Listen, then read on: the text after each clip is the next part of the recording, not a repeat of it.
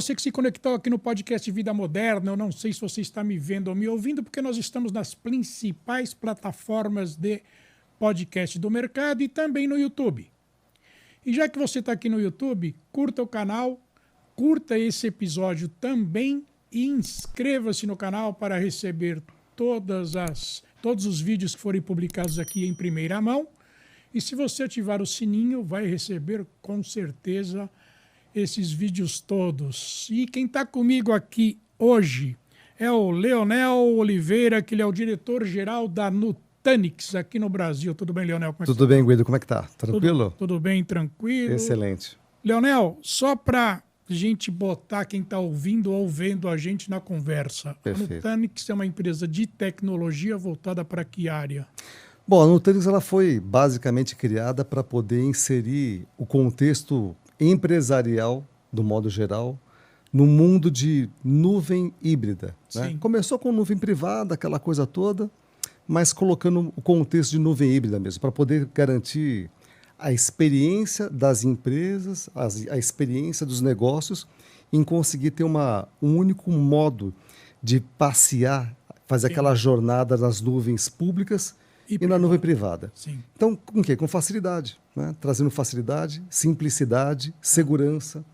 Ela foi criada basicamente para isso, trazer esse tipo de serviço. Entendi. Você sabe que eu cubro cloud, nuvem, essa coisa toda desde o comecinho, né? Pois é. Na época que ninguém nem sabia o que era isso, né? Nem sabia o que era. Nem sabia o que era isso. Né? E um fato que eu sempre conto é o seguinte, eu estava num evento lá em Porto Seguro, que eu ajudava a fazer o conteúdo desse evento, né? E eu era convidado para mediar a mesa redonda. Ali na plateia tinham 150 CIOs, que são diretores de tecnologia. Ali devia ter mais ou menos 70% do PIB naquela sala. Não duvido. E no debate sobre nuvem, sobre cloud, um CIO de uma empresa imensa levantou, interrompeu o debate, falou: isso tudo que vocês estão falando aí é bobagem. Eu jamais vou tirar os dados de dentro da minha empresa e botar num lugar que eu não sei onde fica. Pois é. E ele foi embora, cara. Ele foi embora. Totalmente contrariado. Totalmente. Não, eu até poderia ser compreensiva a posição, dadas as questões de características de segurança. Pois é, na época. Mas na época não tinha o problema que tem como ransomware hoje. E não tinha uma visão tão clara de cibersegurança, Exatamente. né? Essa coisa toda, a preocupação de você... Qual era o lugar mais seguro que existia? O reduto da nossa casa, né? É esse o caso. O servidor ali dentro de casa. Eu controlo, eu faço acesso, eu barro quem eu quero, do jeito que eu quero e quando eu quero. Tá? Agora, colocar na nuvem, como é que eu vou terceirizar, vamos dizer assim, o controle de todos os dados, dos meus dados, Sim. dos dados da empresa, eu vou terceirizar para que alguém tome conta, quase colocar assim, vamos colocar o galinheiro para a raposa tomar conta. Pois é. É mais ou menos isso, né? Então, essa realmente era uma preocupação muito forte. Então, mas mesmo hoje ainda dá para sentir isso, porque não é todo mundo que é seguro não de botar os dados para fora de empresa. O cara quer manter, tanto é que existe a híbrida, né? Mas eu até entendo esse tipo de coisa, porque segurança ele tem um espectro tão abrangente. E aí o que acontece? A contação eu falo sempre que cada empresa ou cada organização, enfim, eles acabam colocando situações do tipo, eu sou o melhor nisso. Pois é. Eu falo sempre o seguinte, que a gente tem que ter a humildade de saber aquilo que nós somos excelentes. Sim. E aquilo que nós não sabemos fazer, ou que a gente faz mais ou menos. Tem que ter essa excelência. Tem. E a humildade também, né? Porque eu acho que fundamentalmente a humildade, mas todo mundo quer abraçar o mundo, né? Sim. E aí acaba tendo o quê? Aquele velho discurso falacioso de mercado. Exatamente. Isso daí é a coisa que mais acaba incomodando, para ser muito honesto, porque você passa a ver mensagens não que primam, por exemplo, pela qualidade, mas que primam exclusivamente por uma questão comercial. E aí a coisa, ela fica, vamos usar o termo aqui, ele fica travestido, né? Fica. Muda completamente o propósito da aplicação, do uso da tecnologia voltada para aquela especificidade. Pois é. Você está nesse mercado há bastante tempo, Sim. né? Quer dizer, você não acha que o maior problema não é mais problema de tecnologia? Ela existe. O problema cultural é que pega muito, né? processos e pessoas. Processos e pessoas. E aí o que acontece? Cultura, quando você tem que inserir cultura, ele é um processo nas pessoas. E aí a questão do uso e o costume, eu sempre comento a respeito disso, né? O uso e o costume sempre ele é o maior detrator de qualquer possibilidade de maior conhecimento. Sim. Né? Porque você está aberto a novas tecnologias, está aberto a novos conhecimentos, isso é importantíssimo. E aí aqueles credos que acabam sendo colocados da frente, né? Como se fosse um dogma, né? Na frente, ele acaba, na verdade, cegando as pessoas para não, ou cegando, ou, na verdade, diminuindo a necessidade de atenção para novas tecnologias, para novas informações, novos conceitos. Sim. Esse é o problema maior que eu vejo para essa questão de mudança cultural. Sim. Processo, pessoa, o uso e o costume. Né? Tá funcionando, nunca deu problema. Até a hora que acontece. Até a hora que acontece. E aí também tem aquela questão da, eu acho que é a arrogância. Sim. De achar que se sabe demais. Porque isso, de novo, né? Eu falei da humildade é uma coisa que ela tem que ser presente em qualquer circunstância, né? Tem. As pessoas acharem, do modo geral, que eu sei muito aquilo que eu faço e não me interessa o resto. Sim. Né? Eu conversei há um tempo atrás, sem mencionar nome de pessoas, naturalmente, que seria desagradável, deselegante, né? Mas aí eu comentando com o pessoal, falei, mas escuta, vocês não têm medo que aconteça um problema, um evento de ransomware na organização de vocês? Não, porque o nosso time é um time best in class, são profundos conhecedores da parte de segurança, nós conhecemos profundamente todas as ferramentas que nós temos e a possibilidade disso acontecer no mercado conosco eu diria que é diminuta. Eu falei, olha, se eu fosse você, comentei com ele, falei, eu me admiro demais, porque eu nunca encontrei ninguém dessa forma. Não existe isso. Numa empresa, né, dessa forma. Mas eu diria para você, quando nós estamos à beira da supersegurança... É aí que a coisa é incrível. É o pior momento, porque você está naquele ponto de inflexão para você ir para a derrota, para o fracasso. Eu falei, eu acho que você tinha que rever essa história. Se eu fosse, você daria uns passos atrás para poder rever a estrutura. 2 meses depois aconteceu um evento com eles. Mas enfim. Imagino. Enfim. Imagino. Agora, eu tenho ouvido falar que tem muita gente que foi para a nuvem e está voltando para dentro de casa agora. Pois é. Está acontecendo isso? Acontece isso com muita frequência por várias situações. Né? O que é custo? É o problema da segurança, mas a segurança tanto faz estar fora ou está dentro. Tem uma conjunção de fatores né, em cima disso, né, que é bem verdade. Né? A nuvem ela veio para mudar o modo de uso de TI? Sim. Claro que sim. Né? Imagina você pegar o cartão de crédito e você fala assim, vou contratar alguma coisa lá na nuvem e está tudo certo. Pô, é simples, é rápido, é fácil. Né? Só que associado a isso, várias situações. Né? Primeira delas, gestão. Sim. Porque uma vez que você manda tudo lá para fora, como é que você gerencia aquela simplicidade, aquela facilidade de consumo daqueles recursos todos? Porque imagina o seguinte, existe uma analogia que ela é tosca, mas ela funciona, né? É quase como se fosse um traficante oferecendo uma droga para um usuário, né? Então o que acontece? Está muito simples, é baratinho, é fácil, vai consumindo aí. De repente, você fica viciado, você passa a consumir demais.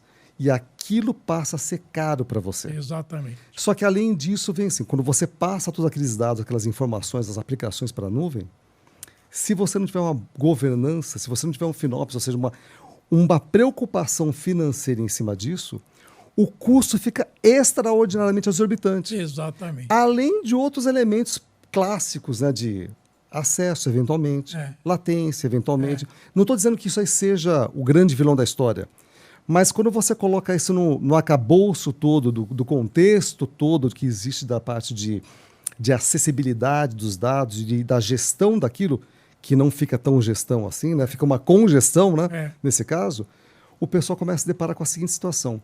Puxa vida, eu pensei que eu fosse economizar extraordinariamente, porque o grande discurso no primeiro momento era esse. Era esse. Eu vou eliminar as equipes de TI interna para que eu possa ir, na verdade, para a nuvem, porque você acaba com todo aquele custo interno. É o custo interno, mas você passa a ter um custo externo bastante elevado, porque você passa a não ter tanto controle. Começou-se a verificar essas situações, custos mais elevados que os custos internos, a governança passou a ficar totalmente questionável. É. As questões de segurança passaram a ficar um pouco em dúvida. Exatamente. E aí o pessoal falou assim, pera um pouquinho só. Acho que eu vou ter que fazer, sabe o quê? Eu vou ter que, na verdade, dar um passo atrás e rever essa história toda. Para saber aquilo que de fato eu deveria colocar na nuvem é aquilo que eu tenho que manter O que em casa. não precisa, né? Porque eu falo, no final das contas, o mundo híbrido, né, a situação híbrida, ela é uma situação que ela é muito conveniente e boa para poder se exercitar até qual possibilidade que você vai ter de colocar algo a mais lá ou não. Exatamente. Na verdade, o grande segredo aí é o balanceamento, né? Balanceamento. E aí essa curva, né? Mas é balanceamento de processos, é balanceamento de serviço, não é um balanceamento de coisa palpável. Não, é do contexto geral. Do contexto geral. Porque muitas vezes o que acontece? Qual é o custo de eu manter várias informações, várias aplicações na nuvem? Sim. Qual que é o custo de você manter dentro de casa? Qual que é a melhor situação para você poder ter uma alta disponibilidade para as organizações? Sim. Então, assim, teve realmente o repatriamento, né, das aplicações. Ocorreu. Várias e várias empresas, até porque era sexy, né? Né? Nuvem é sexy, né? Se você for olhar, fala assim, é modismo, né? É um modismo que cresce, mas cresce porque é simples, cresce porque é fácil. E não estou dizendo que é errado isso. Estou dizendo só o seguinte, existe a ferramenta, mas tem que saber muito bem usar aquela ferramenta. Claro. Senão aquilo lá acaba sendo... É igual a história do cannabis, né? O cannabis né? Vamos colocar como remédio, é legal, mas só que se você usar como com diversão. Exatamente, né? Eu falo desvio de conduta, né? Entrou no desvio de conduta, tudo na verdade acaba tendo um problema. Então você tem que ter muita parcimônia em como trabalhar isso e critério no sentido de como utilizar os recursos em si. Eu vou abrir um parênteses aqui para dizer também o seguinte: os CIOs, de um modo geral, nas organizações, sofreram demais pressão dos CFOs. Sim. Porque o CFO não entendia nada de TI, só entendia de dinheiro, naturalmente, né? Ainda bem, né, que se entendia de dinheiro. E pressionava demais porque vinha aquele canto da sereia dizendo, é mais barato. É mais barato, Você vai economizar. Você não lembra no começo da tecnologia, década de 90? Comecinho da década de 90. A tecnologia veio para te dar mais tempo para você se divertir. Ficar com a família. Lembra disso? Eu lembro disso porque a gente passou por isso, né? Passou por isso. Quem é jovem há mais tempo do que os outros tem esse privilégio de saber essas coisas.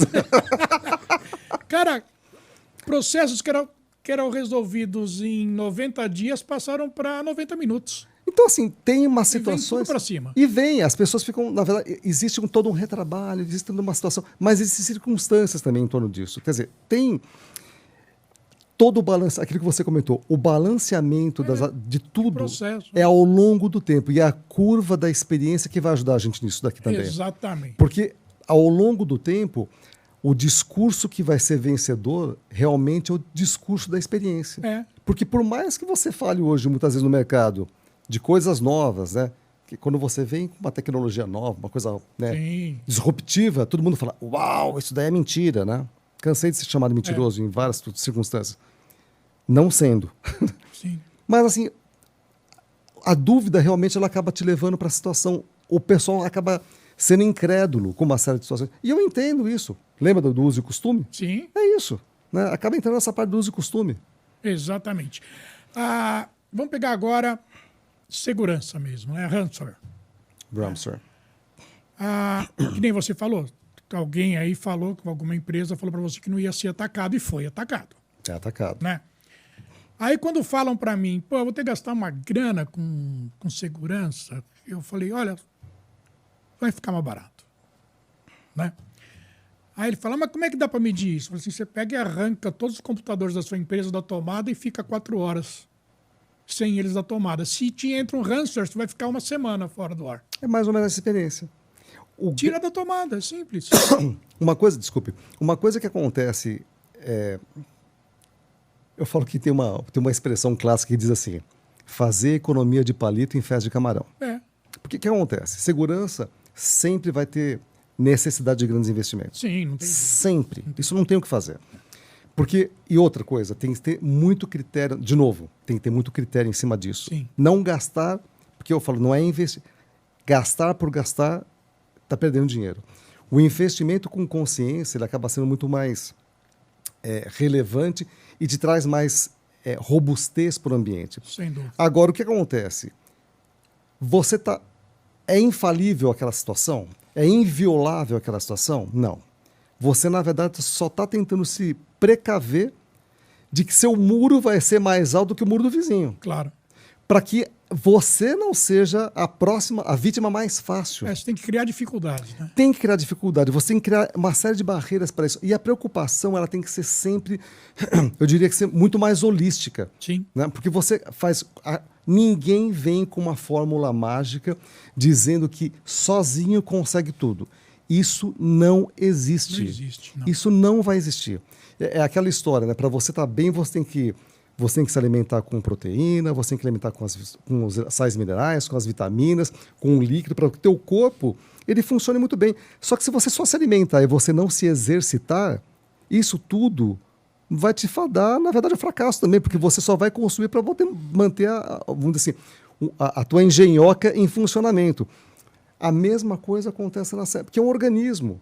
Nada mais do que... Parece que não, mas é um organismo muito bem formado. Sem dúvida. Então, se você não tiver essa preocupação de colocar vários elementos de segurança, desde entrada, processo, preocupação com vários elementos que venham a criar barreiras ao longo do processo, seja com e principalmente no que tange a parte de dados, né? Sim. Porque começa a falar da parte de dados, a gente começa, na verdade, para uma outra seara que... Não, aí dá outro podcast. É um problema, mas a grande preocupação da integridade e da inviolabilidade ou a imutabilidade do dado, ele é uma coisa fundamental. É como se você pegasse, na verdade, a identidade do Guido e falasse assim, Guido, vamos fazer uma coisa? Eu vou mudar a sua identidade a partir de agora. Você espera um pouquinho só. Não, tua vida acabou, esquece. Eu vou criar um outro Guido a partir de agora. Essa é a questão. Eu tenho que garantir que a imutabilidade desse contexto todo e a inviolabilidade, ela esteja presente. Você tocou em CIO aí, que é o diretor de tecnologia, né? Você falou em CFO, que é o diretor financeiro. E tem o CISO também, chamado CISO, que é o diretor de segurança dentro da empresa. Exato. Né?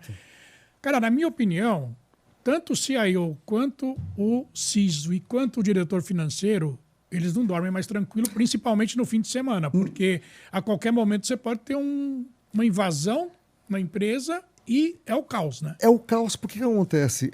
Aquela história, né? Eu estava conversando com o CISO ontem sobre essas questões de estratégias dentro da organização. Qual que é o maior trabalho do CISO dentro de uma organização? Além de, naturalmente, montar as estruturas de segurança, cultura. Exatamente. Que é aquilo que você acabou de falar agora. Cultura. Falou que se você não conseguir arraigar uma cultura que permeie em toda a organização, que aquilo é ultra importante, não tem o que fazer. Não tem o que fazer. Porque, vamos lá, o ransomware. Aonde que o pessoal fala do ataque de ransomware? Não é ataque de ransomware. Não é. É um evento que aconteceu. Cujo ataque aconteceu não sei quando, sei lá, meses atrás. Né? Então, a preparação do ataque, na verdade. A preparação, exatamente. O ataque ele acontece assim, mas a preparação do ransomware, ele entrou há meses para saber como é que é o... E como que isso acontece? Ele acontece da maneira mais ingênua que possa existir. De qualquer situação. E aí vem, de novo, o quê? A cultura. Porque, de repente, alguém recebeu um arquivo que ela achou que era importante, de repente ela recebeu um link que ela achou que era importante, de repente ela recebeu algum tipo de informação a mais ingênua possível e ela foi lá e fez um clique. Pronto. Então não aconteceu nada naquele momento. Mas o the day after, ele é danoso. Ele abriu a porta para que isso acontecesse. Então, a atenção em cima disso, ela é, de novo, cultura, processo e pessoas, ele tem que estar extremamente e intimamente alinhados. Então, e aí tem uma questão fundamental que é o seguinte, o tempo de recuperação de um ataque. Quanto mais tempo você fica atacado, mais tempo é prejuízo, porque a imagem da empresa sofre, financeiramente sofre, todo mundo fica estressado, quer dizer, vira de cabeça para baixo. Vira. Né? Vira. Tempo de recuperação, isso. Como é que está isso hoje em dia no mercado? O que acontece? A parte de recuperação de dados no mercado, ela tem uma característica, assim, depende de como cada um estruturou a sua estratégia. Tá. nós nos deparamos assim recorrentemente com várias organizações que dizem: vou manter algumas coisas do jeito que, como status quo, porque é mais barato. Sim. Né? É o barato que sai caro. Né? É. Que você falou da desliga o computador. O tempo de recuperação tem sido muito elevado.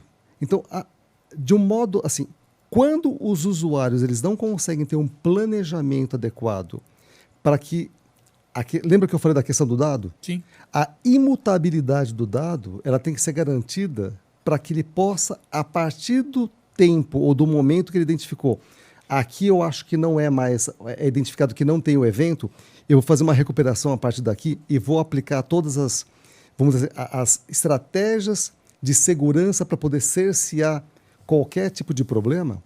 Se ele conseguir ter esse tipo de ferramenta, ele possivelmente vai conseguir fazer uma recuperação rápida. Sim. A grande maioria não está preparada para isso. Não. E olha só que uma coisa que é interessante. Tem pesquisa de mercado, SCI e tudo mais. Né? Não, isso é aberto. É aberto. É. Quando o pessoal fala que, tipo, 7, 8% dos entrevistados se preocupam com segurança e com investimento em segurança, eu acho que que eu quero descer. É. Porque o mundo vai cair. É. Porque se só isso, na verdade, está preocupado com segurança, nesse mundo, vamos dizer assim, onde todos estão, na verdade, transitando para um lado para outro para poder sequestrar, para poder, na verdade, saquear. Porque as cabeças pensantes para o mal, elas estão assim plenas, a todo vapor. Elas estão com inteligência artificial já muito antes do... Eles estão a pleno vapor. E principalmente pelo fato do quê? Porque eles sabem que eles vão ganhar muito dinheiro em cima disso. Né? Ou seja, usar a inteligência para o mal. A preocupação de investimento em cima disso ela tinha que ser muito maior. Tinha que ter muito mais critério. Então, e aí eu tenho um dado aqui que é do Enterprise Cloud Index, que diz que 93% das organizações informam que precisam estar mais bem preparadas. Pois é. E do outro lado, 94% foi o aumento de um ataque ransomware à medida que os agentes não se preocupam. Mas olha só, Guido, é assim, vamos colocar no contexto geral da gente aqui. Chegamos no final do ano, né? Quais são as promessas de todo mundo no final do ano? O ano que vem eu vou entrar numa academia, porque eu preciso emagrecer. Então, se você fizer uma pesquisa com toda a população, 94% tem a intenção de emagrecer, de poder estar bem mais saudável o ano que vem, a partir do dia 1º de janeiro. Isso. Né? A promessa se cumpre? Não. Não se cumpre porque, na verdade, não tem persistência nisso. Exatamente. Não existe um planejamento. Não, de novo, quando não acontece o evento, as pessoas acham que elas simplesmente banalizam, elas deixam de lado. Exatamente. Então, o que precisa ter? A jornada, até propriamente a jornada interna da empresa, em termos de jornada de transformação digital, vamos colocar dessa maneira, né? Porque eu acho que é baby steps, né? Vamos colocar assim, primeiros passos aqui. A jornada de transformação digital ela é muito incipiente, porque cada um está fazendo de uma forma, achando que transformação digital é simplesmente atualizar o parque que tem dentro de casa. E começa com um parque de hardware. Ou você não fala, não, foi para a nuvem, então a minha transformação digital aconteceu. Gente, não é nada disso que estão fazendo. Né? Transformação digital não é um sistema, pô. Transformação digital é um processo. É um processo. Aquilo que a gente está falando, tudo é um processo. Então, assim, a intenção dos 94%, ela é realmente, ela existe, né? Ela é autêntica. O problema é que a ação em cima disso, ela deixa de ocorrer porque ela deixa de ocorrer por causa dos investimentos. Todo mundo acha que isso vai acarretar um alto investimento, porque isso não é meu foco de negócio. É compreensível.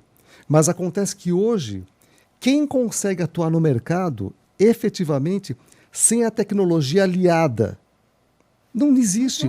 Nós, no dia a dia, nós mudamos o nosso comportamento pessoal. Né? A gente acabou de conversar agora há pouco, fora do ar aqui, a respeito da leitura. Né? A leitura está muito digitalizada. Sim. Quando a gente passa a ter, na verdade, um outro hábito, que é ter um romantismo, a gente vai lá para o nosso livro, o livrão lá, de cabeceira lá tudo mais, e vai ler. Isso muda. Mas o que acontece? A transformação ela é uma coisa que vai acontecer ao longo do tempo. Ela tem que ter, de novo, um processo que tem início, meio, e meio, e não vai ter fim. Porque a transformação ela vai só te levar para um ponto mais distante. O fim, na verdade, a gente acha que chegou, mas não chegou. Você só tem que se reinventar, porque revisitar o tempo todo os processos é mandatório, principalmente nessa questão de quais barreiras eu vou colocar em termos de segurança, em termos, seja de firewall, seja, na verdade, de qualquer rastreabilidade, seja para a parte de mutabilidade, seja por qualquer circunstância, ou até a replicação para alta disponibilidade. Estou dentro de casa, mas vou para a nuvem, e lá fora tem um sistema que eu possa fazer com que ele seja a minha réplica para poder ativar caso o meu site principal caia. Isso tudo é um processo. Vai conseguir fazer tudo mesmo, vamos dizer assim, ao mesmo tempo? Não. Mas você tem um complicador aí que é fundamental, na minha opinião. Isso é global, não é uma exclusividade brasileira e nem da América Latina. Ela é global mesmo, que é a falta de profissionais bons, com método e com formação para isso. A formação disso, na minha opinião, é o dia a dia. Eu acho... Bom, tem algumas coisas que eu acho que são super importantes, né? É de cada um, naturalmente, né? A questão da formação, ela é de cada um, mas existe, assim, as pessoas acabam preterindo muitas questões de entendimento mais aprofundado. Quando existe essa situação de preterir o conhecimento mais aprofundado, seja de qualquer coisa da parte da tecnologia, a fundamentação ela passa a não existir. As pessoas acham que por causa de uma leitura de uma mensagem de WhatsApp ou de um blog de alguém que é um especialista, eventualmente, mas que colocou uma informação e todo mundo fala que está na internet lá, eu peguei na internet, né? Então é verdade, mais ou menos aquela história. Cada um coloca o seu ponto de vista. Quando não existe uma fundamentação, o pessoal começa a se enveredar para uma área que é de desvirtuar o uso da tecnologia. Sim. Né? Então, é necessário, é mandatório ter o quê? Essa fundamentação por parte da academia.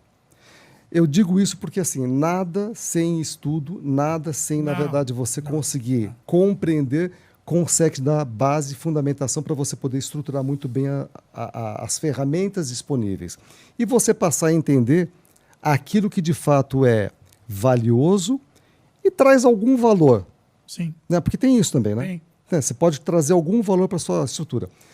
A fundamentação, a parte da academia, o estudo é importante. A troca de experiência, que é aquilo que você comentou agora, é o fundamental para você poder criar o debate, o diálogo. Porque quando você cria o debate, o diálogo, você cria questionamento de ideias e de pontos de vista, porque a mesma coisa, aliás, a atividade fim, ela pode ser feita de várias formas diferentes. E é verdade. Sim. Qual delas, na verdade, é a mais efetiva, a mais eficaz, a mais segura, a menos custosa, a mais de melhor sucesso?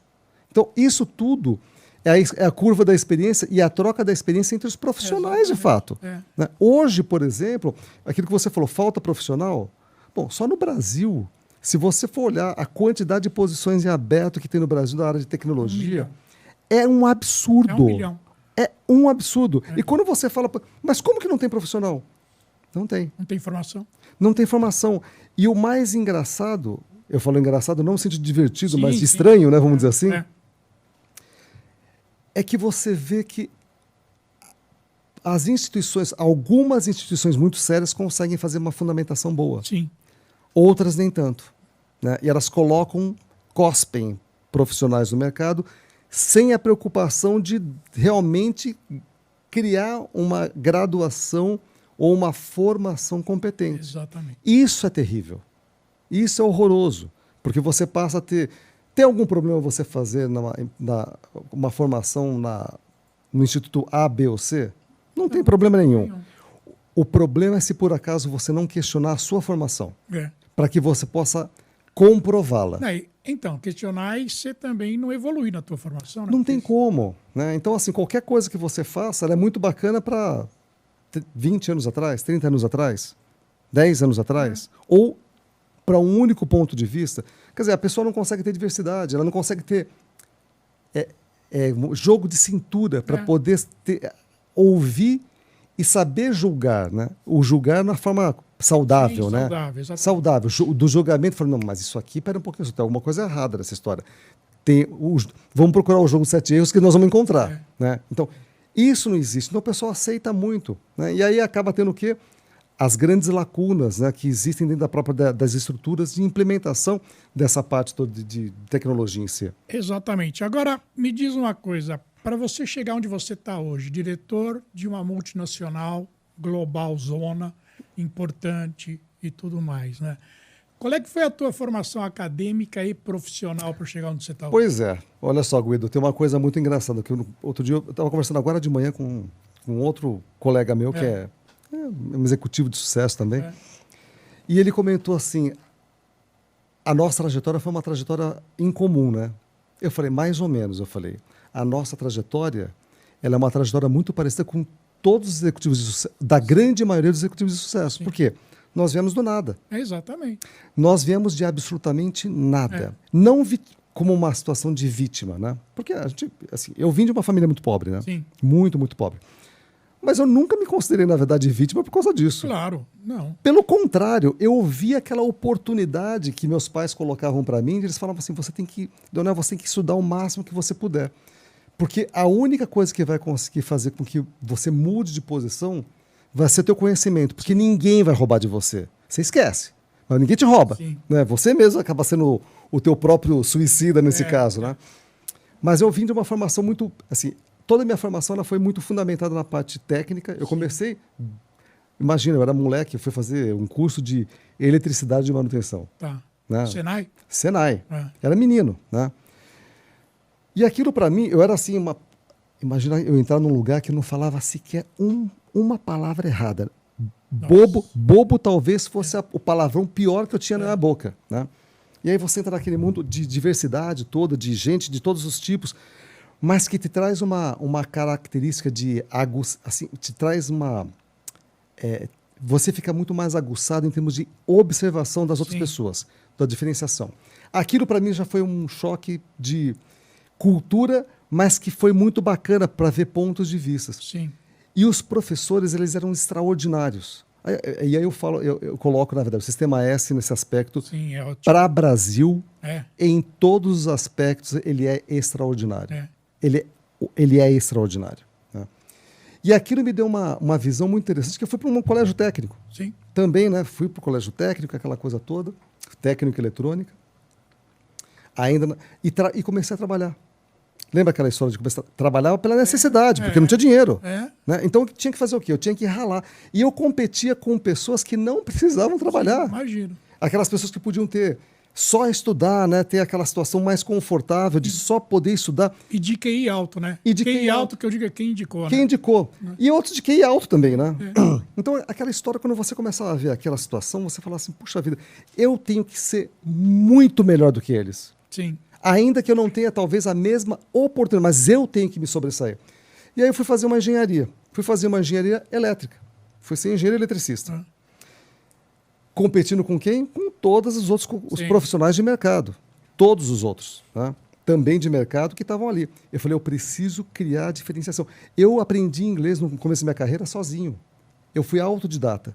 Né? E depois que eu fui fazer uma formação eu fui estudar formalmente inglês. Né? Eu fui morar nos Estados Unidos por um período, por uma das empresas que eu trabalhei. Depois eu falo um pouquinho das empresas, né, para depois chegar lá. E eu conversava, falava, que eu tinha estudado praticamente sozinho, né? E eu, gramática, tudo. Fui para os Estados Unidos, trabalhei lá. Quando eu voltei, eu falei, putz, eu vou fazer um curso no Alumni. Né? E quando eu fui fazer o teste no Alumni, a diretora de lá, ela olhou e falou assim, você está no Advanced. Eu falei para ela, não é possível. Falei, por quê?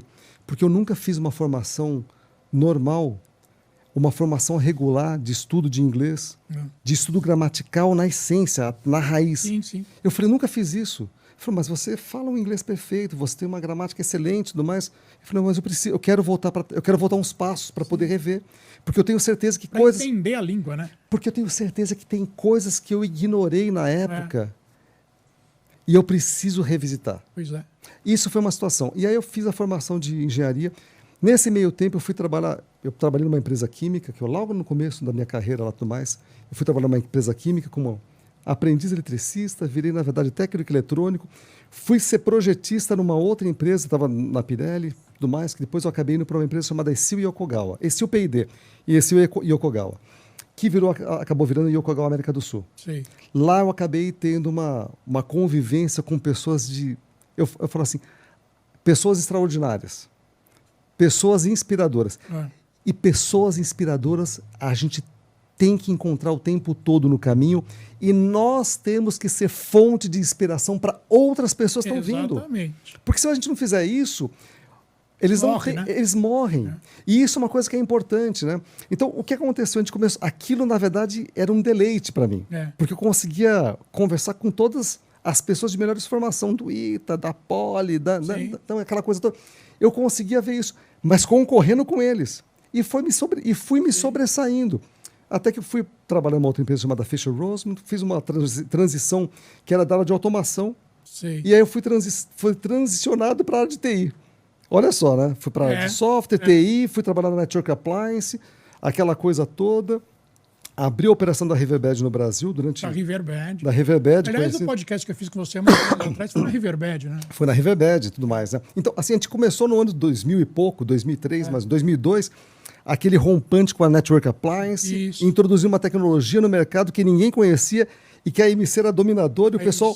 Aí eu estava até conversando outro dia com um amigo meu, ele falou assim, puxa vida, nós éramos em 5 pessoas na Network Appliance. Ele falou, e parecia que vocês eram em 300 pessoas.